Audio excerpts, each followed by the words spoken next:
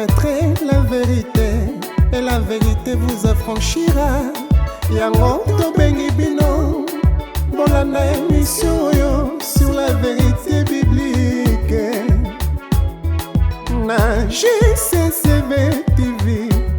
Jésus-Christ est le chemin de la vérité. Une fois de plus, comme à l'accoutumée, nous voici sur les plateaux de la télévision Jésus-Christ, chemin de la vérité, en sigle JCCV. Et de ce fait, nous vous souhaitons les bienvenus. Également, nous disons à ce que la paix de l'Éternel vous soit amplement donnée par le nom puissant de notre Seigneur et Sauveur Jésus-Christ. Aujourd'hui, sur ce plateau, nous allons recevoir notre bien-aimé Jean-Pierre qui va nous parler d'un thème aussi important à qui nous allons premièrement nous saluer. Bonjour, Jean-Pierre. Bonjour. Est-ce que santé est exacto? Nous avons battu. Toza lelo na esengo encore une fois de plus. Yakoyamba notre bien-aimé Jean-Pierre parce que ndenge tobaki à la prochaine occasion que notre koyamba sous de Jean-Pierre passe à la baptême moko o ezalaki pote aiba na pote ya biso. Qui va nous parler d'un thème aussi capital qui est intitulé le divorce. Totuni de Konabiso Jean-Pierre, est-ce que divorce zalinini?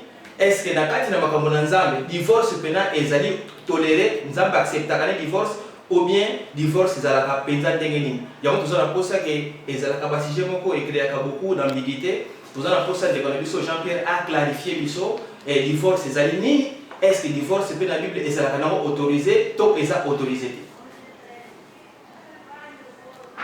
Shalom, shalom, peuple de Dieu. Une question va poser là. Na papa Victor, que ce qui divorce est possible? Oui, divorce est possible. Ce que total même na 1 Corinthiens 10 verset 13, la Bible dit que la tentation s'est passée. On dit que Nzambe a toujours moyen à perception possibilité de s'en sortir. Alors, les enfants les bébés n'ont pas compatible. Autrefois, Nathalie Sakindengi Libala et Bandaki, Adam na Eva, Libala et Zalaki dans l'Ancien Testament, titre au coma dans le Nouveau Testament. Alors, lelo, si je n'ai pas dit le lelo, ils allaient sur les divorces. Est-ce que ce qui, moi, n'anzanga, qu'on ça la divorce? Oui. Mais, ils ont dans 1 Corinthiens 7, 10, Bible est koloba, bananzambe bako kabwanate. Donc, le seul mariage et divorce est impossible. Ezali libala ya bana nzambe bako kabona te parce que Bible lobi o nzamba kangi moto ko kabola jamais parce que mabe ezalaka kati na biso bana nzambe te. Mais divorce ekozala na ba oyo baza ba chrétien to obala ki païen soki libala wana esimbi te, donc libala wana il faut ko kabona parce que Bible za otalisa biso na Amos 3 Amos 3 na verset 3 et le Bible est deux hommes marchent-ils ensemble sans en être convenus? Donc batumi balé bakoki kotambola nzela moko soki baza koyokana te, c'est impossible. Bible za kotalisa biso libala ezali lien oyo esangisaka batumi balé. Yango omona na makomi mususu Bible za kotalisa biso na Romains 7 na verset 2. Ainsi une femme mariée est liée par la loi à son mari tant qu'il est vivant. Donc libala ezali lien. Ezali moko tokoki kozango à la légèreté parce que les autres ozomona lelo na mabala bato ebele baza konyokwama. Libala ezali loko moko ya facilité, mais Bible baki na biso libala ezali bonheur. Mais ba réalité mususu auto jali komona kati na mabala to bandeko na biso ebele au lieu bamona bonheur ya libala wana ba kokuta na ba problème yango baki ba mabala ebele za compatible te na miso ya Nzambe ba mabala ebele zali volonté ya Nzambe te tokomona na ba verset mususu na pesaki na lobaki ete Seigneur apekisaki ba mariage ebele apekisaki ba mariage ebele tokotala ngo na ba livre o na pesaki sokotali na mission na salaki oyo utokoleka na pesaki ba verset ebele oyo Nzambe apekisaki bana Israël basangana na batu te na ko répéter yango ezali Exode 34 na verset 15 na 16 Josué 23 verset 12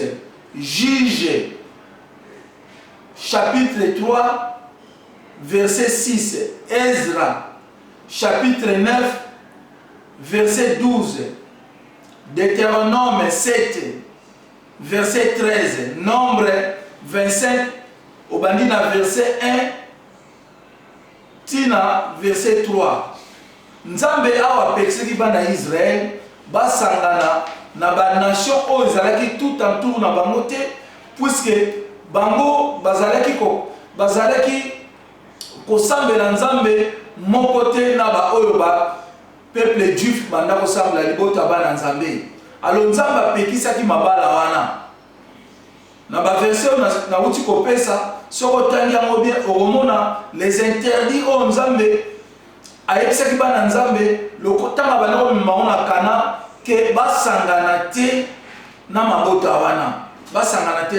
wana yango esengelaki na biso bana Nzambe nde nalobaki na yo divorce ezalaki eza possible na kozonga su mwa nsima ndenge nalobaki roi Akabe abalaki mwana ya roi ya Sidon Jezabel tomonaki ndenge Nzambe asilikaki yango nalobaki na bino boye soki libala nyonso tu ete Nzambe asepelaka nango pourquoi Nzambe atombokaki ntango roi Akab abalaki Jezabel azalaki princesse azalaki mwana ya roi ya Sidon toyekomona lisusu roi Salomon ntango azwaki pouvoir na ye Bible elobi azalaki na basi ebele parmi basi azwaki akende kozwa suku basi bazalaki ba Moabite baegyptien azwaki basi ya bamboko ezalaki baétranger Nzambe apekisi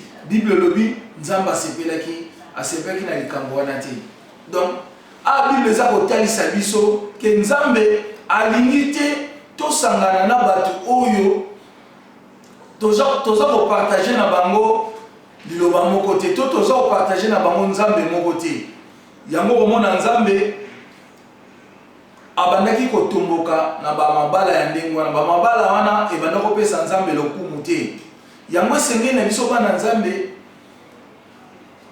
tozwa réflexion na ba situation oyo lelo tokomi komona na kati na monde awa ozokomona même ata bana Nzambe ba mariage osala na kati ya l'église ba divorce eza kozala souvent eza kolanda même na ba pasteur ba misusu par manque ya connaissance puisque Bible elobi bana Nzambe jamais bokokabwana oyo aza mwana Nzambe jamais akokabwana na conjointe na yeto conjoint na ye bokokabwana te puisque Bible elobi oyo Nzambe akangi mutu akokabola te en cas que bosali séparation na situation wana ndenge ezaleli mutu akoki kobala te puisque Bible interdit yango soko bali normalement osali péché devant notre Dieu lolenge ezalaki na bana Israël tangu batunaki bajuif batunaki Jésus-Christ de Nazareth est-ce que mutu soko alingi mwasi na ye te akoki kopesa ye lettre ya divorce Jésus-Christ alobaki auparavant ezalaki ndenge wana te mais soki Moïse apesaki bino autorisation bosala lettre po bokabona na basi na bino normalement puisque bozalaki cœur moko dire Alors, Jésus-Christ a dit que libala bana nzambe rupture cause à la terre. Libala bana nzambe séparation cause à la terre. Mais lelo awa toza kolobela sujet o ezali les divorces. Oyo ndenge nini mutu akosala divorce. Awa toza komona ba divorce en masse esalamaki na kati ya Bible. Peut-être tant so tanga yango te, mais na kotangela yo yango ba divorce esalamaki en masse pona nini bana nzambe peuple ya Israël ba kometaki berere wana o puisque nzambe apekisaki bango boko sangana mabota wana ti batu oyo bazali ko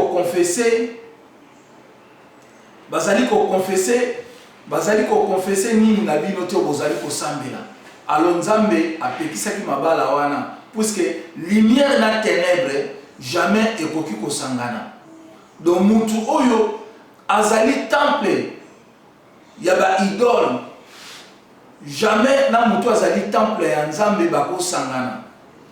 Lelo ndenge na lobaki église ezo kopesa biso solution te, mais na kolanda ngai ba version na kopesa yo okotanga yango oya comprendre que nzambe ba mabalo ezalaka to chrétien mobali no azandoki to mwasi na yo azandoki na lobaki lobeza la volonté nzambe tamsu nzambe a utiliser ko na okangola conjoint to conjointe na yo. Mais ce que na volonté nzambe te selon ma komi ndenge Bible za kotalisa biso libala wana il faut bokabwana ndenge na lobaki na 2 Corinthiens 6 na verset 14, ne vous mettez pas avec les infidèles sous un joug étranger. Nzambe apekisi libala ndenge wana ekozala te puisque temple ya nzambe na temple ya ba idole jamais boko sangana puisque Bible za kotalisa biso kaka na livre wana 2 Corinthiens 6 est-ce que apôtre Paul a posé une question, est-ce que Jésus-Christ na Satan bakoki kosangana po batambola nzela moko yo ozali temple ya nzambe compagnon na yo to conjointe na yo azali temple ya baidole bamabala wana eza impossible puisque Bible lobi na biso deux personnes bako marcher ensemble te soki bayokani te. Temple ya nzambe na temple ya idole est impossible.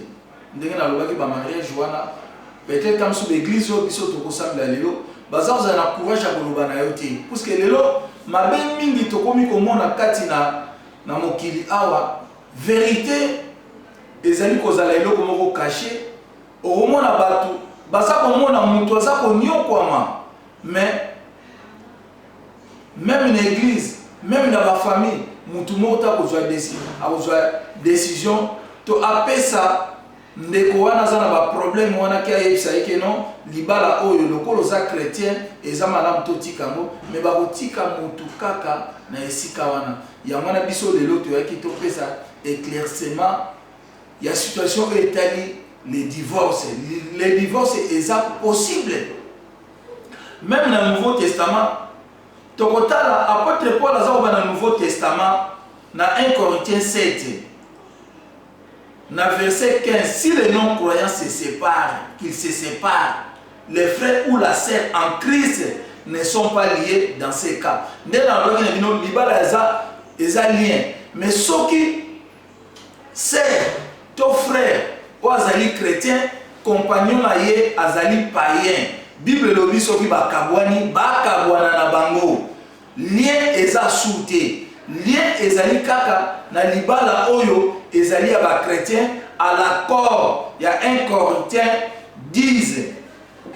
1 Corinthiens 7 na verset 10. Bible lobi oyo nzamba kangisi mutu akokabwana te soki bakabwani babala te au moins moko na bango akufa. C'est alors qu'on a la possibilité à Bobal. Alors, toza komona lisusu na livre ya Ezra 10 na verset 1 tokotanga yango tina 4 tokoza komona bana Israël basalaki bambeba wana basalaki bamabe wana oyo Nzambe apekisaki bango na livre ya Exode na Josué na Juge na Ezra na Deutéronome na nombre 25:1 tina 3 Nzambe apekisaki bango lokola bozo kokende na mboka oyo nga na préparer mpona bino bosangana te na mabota wana oyo ba peuple baza tout en tour na bango puisque bango bozali ko confesser na bango Nzambe moko te temple ya Nzambe na temple ya ba idole bakoki kosangana te Bible eza kotalisa biso soki bato mibale babalani bakomi un seul chair alors mutu azali temple ya ba idole ndenge nalobaki yozali temple ya Nzambe libala wana ndenge nalobaki ezali non volonté ya Nzambe ezali non biblique toza komona bandeko na biso misusu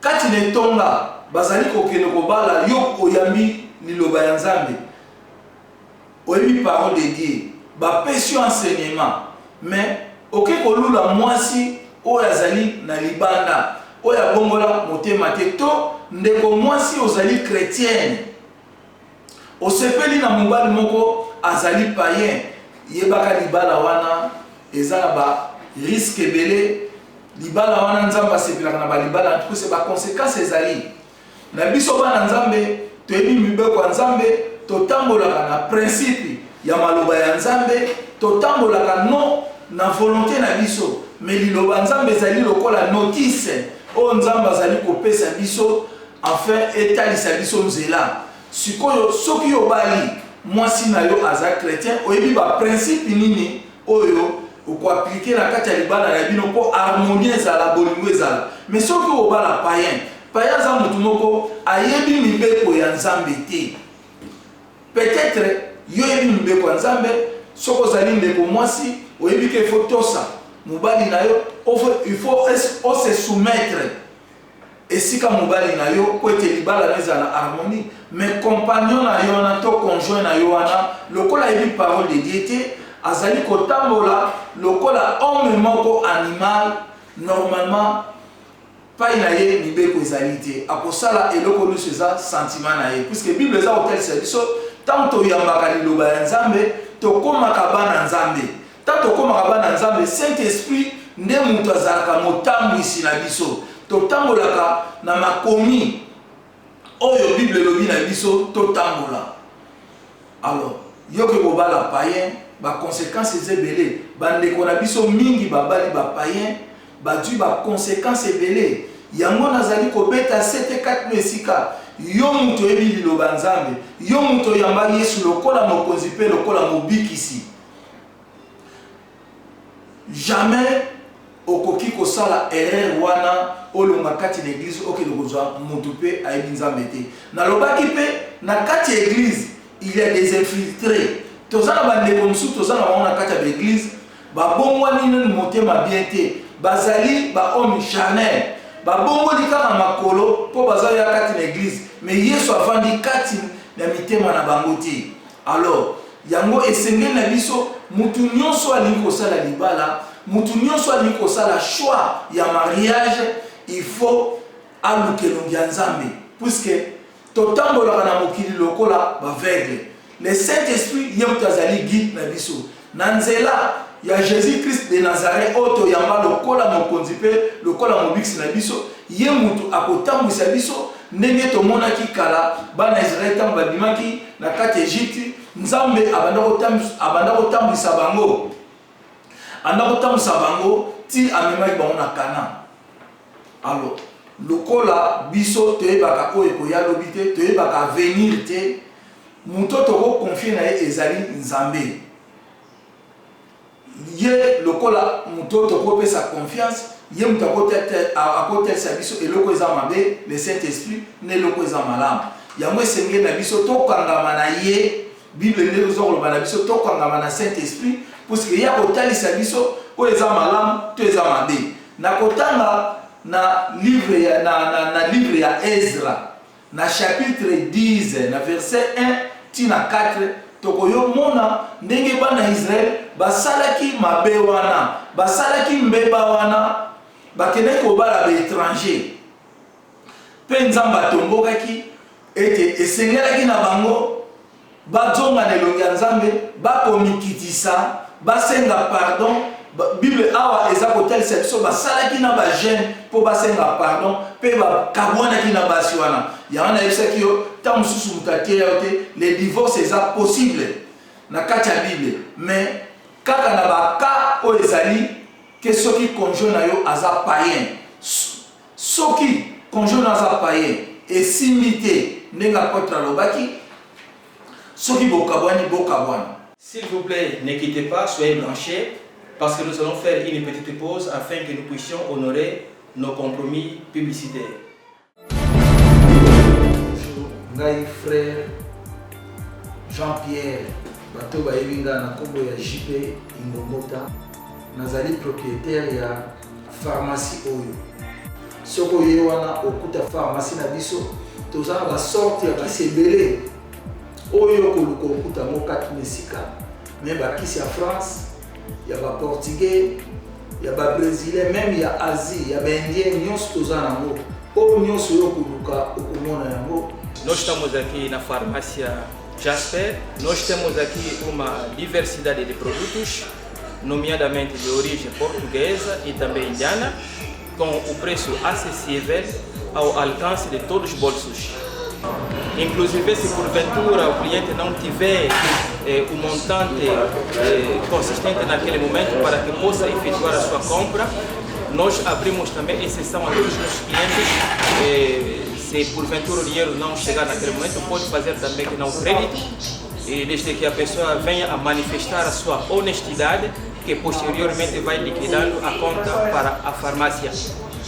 E a razão pela qual nós lançamos esse apelo é que vejamos a diversidade de produtos que nós já lançamos aqui, inclusive já mostramos também o nosso e-mail e o nosso número telefônico que está aqui afixado no rodapé, que vai passando, que vão vendo. E apelamos mesmo que o povo venha a usufruir da qualidade do produto que nós proporcionamos a nossos clientes e também um preço muito acessível, e aquilo que nós tínhamos para dizer naquele momento.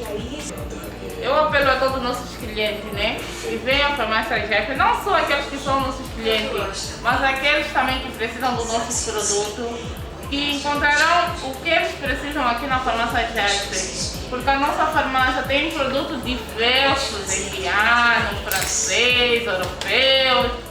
Temos de tudo na nossa farmácia. Aparecem e não irão se decepcionar. Se você tem besoin de contacter biso, numéro na biso eza affiché wana na se, okomona yango, benga biso, posa ya kisi nyonso oza nango, toko répondre yo to biso ezali, mais na garantir bino plus de 90% ya chance okokuta kisi oza koluka, po se biso toza na ba diversité ebele ndenge nalobaki. Bakisi na biso eza koluta France, bakisi na biso eza koluta Portugal, bakisi na biso mosusu eza koluta na Asie, na Inde, bakisi na biso mosusu eza koluta Brésil. Alors ndeko oyo oza na ba problème to ndeko na moko aza na problème, boza koluka kisi boza mona yango te, na numéro nauti kopesa bo contacter biso, tokoyanola bino bozwa pe toko répondre bino na ba besoin bino boza nango pe bokosepela.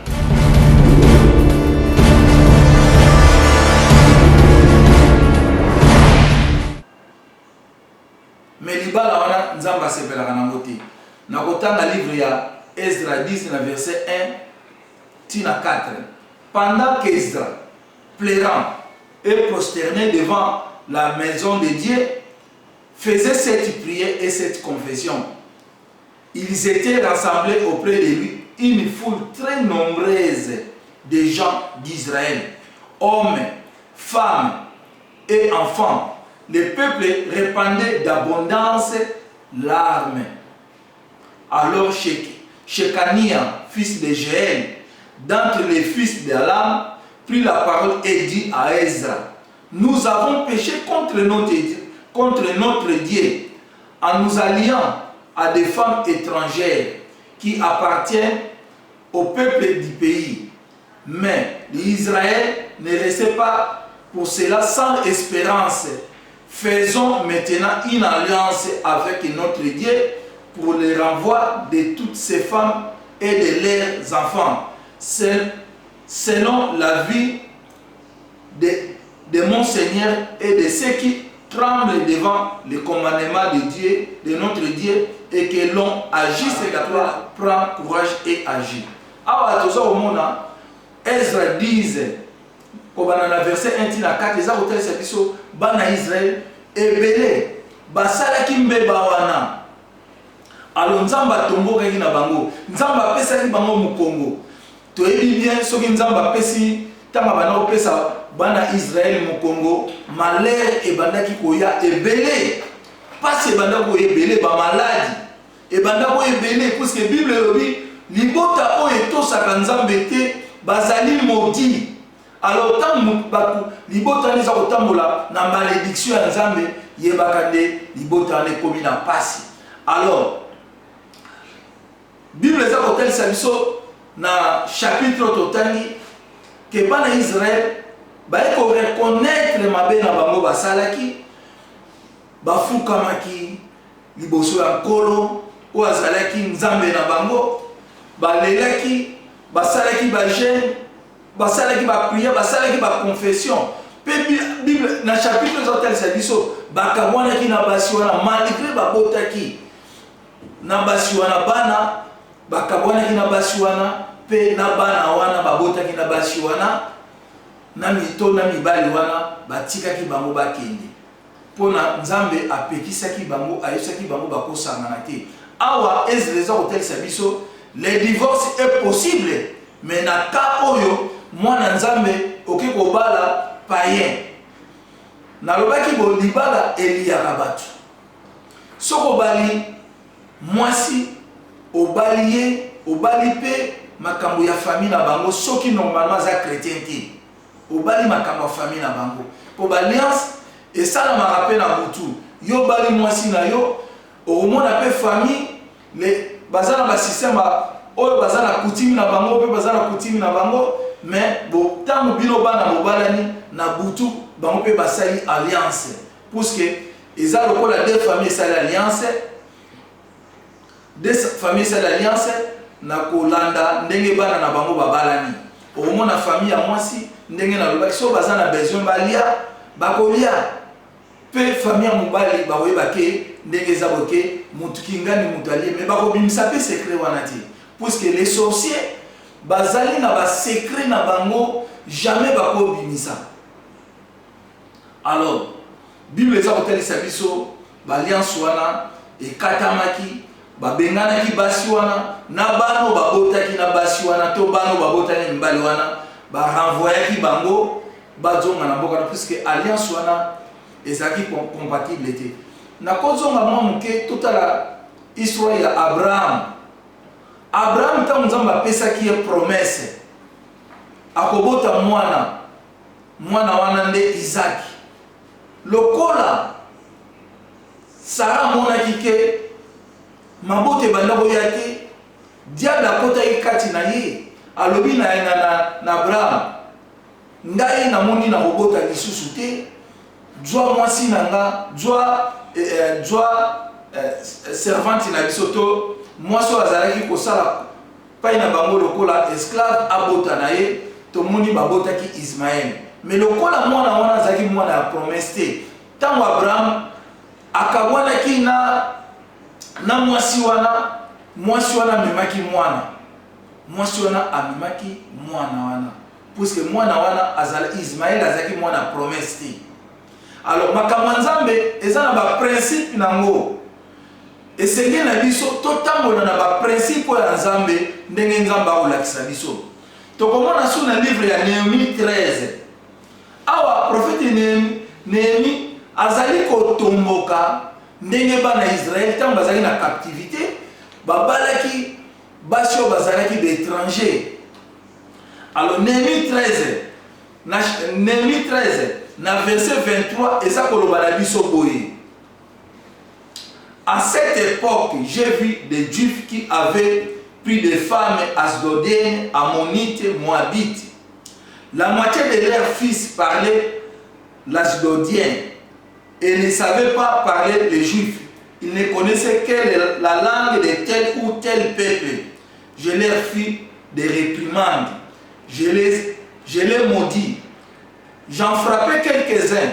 Je leur arrachai les cheveux et je les fis jurer au nom de Dieu en disant: vous ne donnerez pas vos filles à leurs fils et vous ne prendrez leurs filles ni pour vos fils ni pour vous.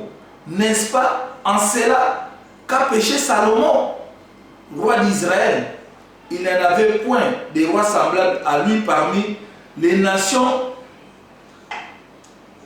En lui parmi la multitude des nations, il était aimé de son Dieu et Dieu l'avait établi roi sur tout Israël. Néanmoins, les femmes étrangères l'entraînèrent aussi dans les péchés. Il faut-il donc apprendre à votre sujet que vous commettez aussi un grand crime et que vous péchez contre notre Dieu en prenant des femmes étrangères. Tout ça, on a dit que la Bible est même dans le livre de Néhémie, il y a que le prophète Néhémie a kabola ki mabala wana. Parce que mabala wana est compatible avec la mission de Nzambe. Mabala wana est interdit. Yo mwana Nzambe, yo yebi déjà liloba ya Nzambe. Yo yebi ba principe ya Nzambe. Esengeli na biso to boya ba mabala wana. Toboya ba mabala wana. Pour ce ba mabala wana, ezali ba mabala za kopesa Nzambe lokumu te. Apôtre Paul azoba na biso, même na 1 Corinthiens 7 soto zongi. Tozo mona apôtre Paul albi libala ezali ko ya facilité. Ndenge na lobaki, okomona esika babotaki na papa no na mama na yo avant bala na âge à 19 ans to 20 ans, ozaki na yo na kimia. Mais banda kako yo zwa libala wana ekoma pona yo enfer. Libala wana etungisa bomoi na yo, ozalaka suna esengo na motema te. Yango esengeli na biso bana Nzambe berere wana il faut to éviter yango. Donc na mwana Nzambe oyo ayamba Yesu lokola mokonzi lokola mobiksi azali né de nouveau na pekisi Bible pekisi biso libala wana jamais ekoki kozala to soki omoni mobali na yo azandoki nde na lobaki eza bandeko na biso mosusu tozalaki ba païen tango obalaki mwasi no to mobali na yo ozalaki païen. Mais tango yambi Yesu eko découvrir mobali na yo azandoki kabwana na ye ezali ngate muna lobi. Même si tu le tozonga dans le livre il y a 2 Corinthiens 6 awa Bible ezakoloba na biso. Ne vous mettez pas avec les infidèles sous un joug étranger, car quel rapport il y a-t-il entre la justice et l'iniquité, ou qu'il y a-t-il de commun entre la lumière et les ténèbres? Quel accord il y a-t-il entre Christ et Satan, ou quelle part a les fidèles avec les infidèles? Quel rapport il y a-t-il entre les temples de Dieu et les idoles? Car nous sommes les temples de Dieu vivants, comme Dieu l'a dit. J'habiterai, je marcherai au milieu d'eux, je serai leur Dieu et ils seront mon peuple. Yoka na 17, na verset 17 lobby. C'est pourquoi sortez des milliers d'eux, séparez-vous, dit le Seigneur, ne touchez pas à ce qui est pire. Je vous accueillerai à vos conditions d'ambapesi. Alors oui, c'est pourquoi sortez des milliers d'eux, séparez-vous, dit le Seigneur, ne touchez pas à ce qui est pire. Moutou azali ndoki azali pire, ko touché été, moutou azali voleur, azali assassin, azali moutou amelaka masanga.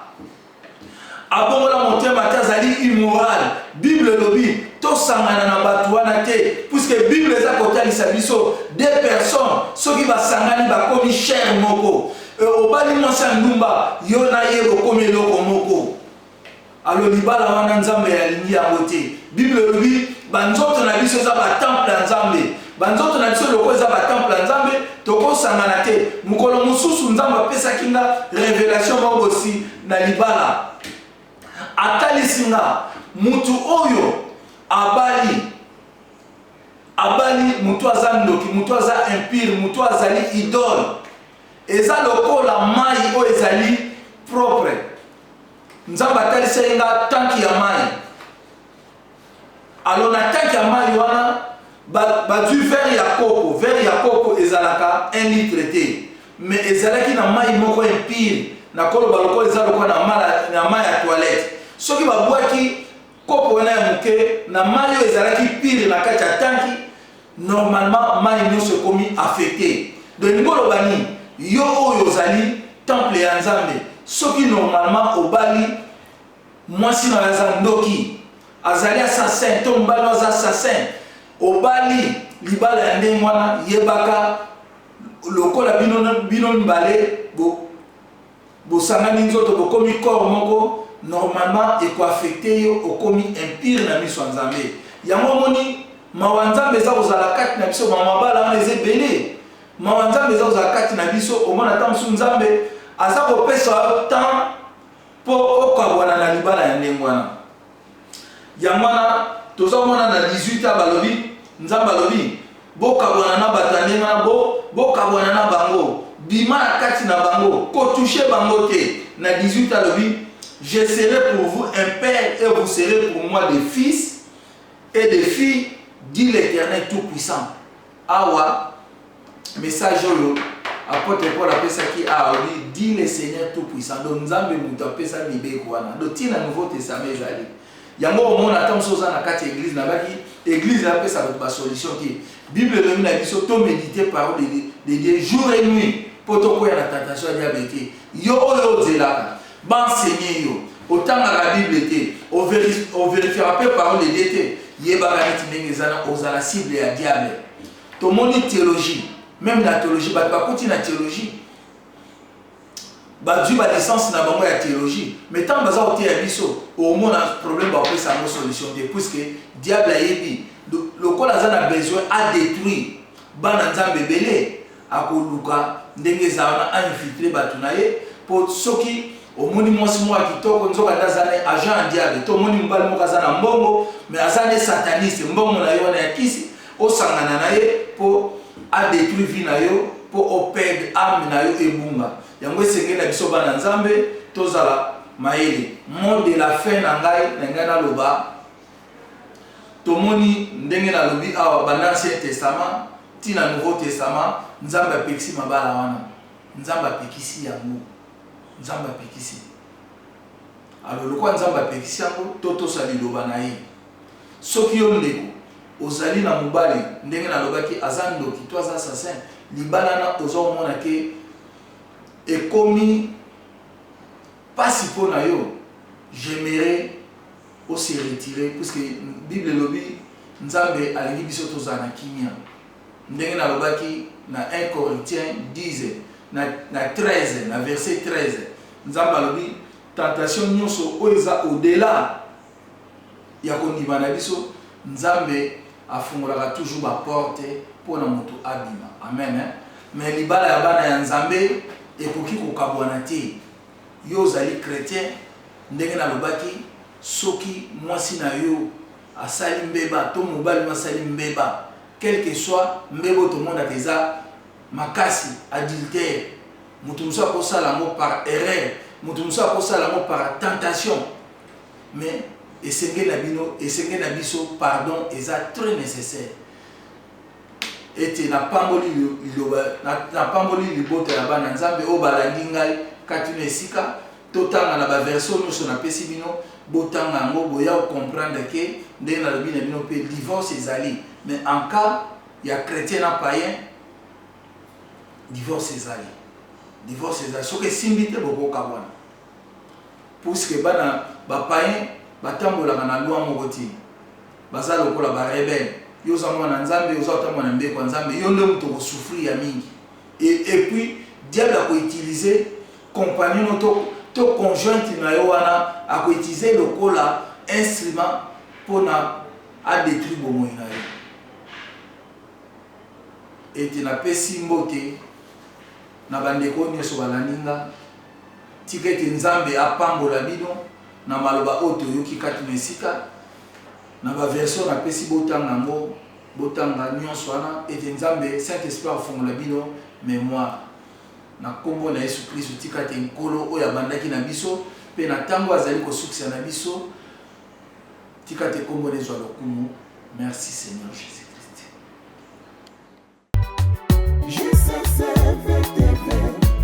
Vous connaîtrez la vérité et la vérité vous affranchira. Yango to bengi bino bolanda émission yo sur la vérité biblique na JCCV TV. Jésus-Christ est le chemin de la vérité.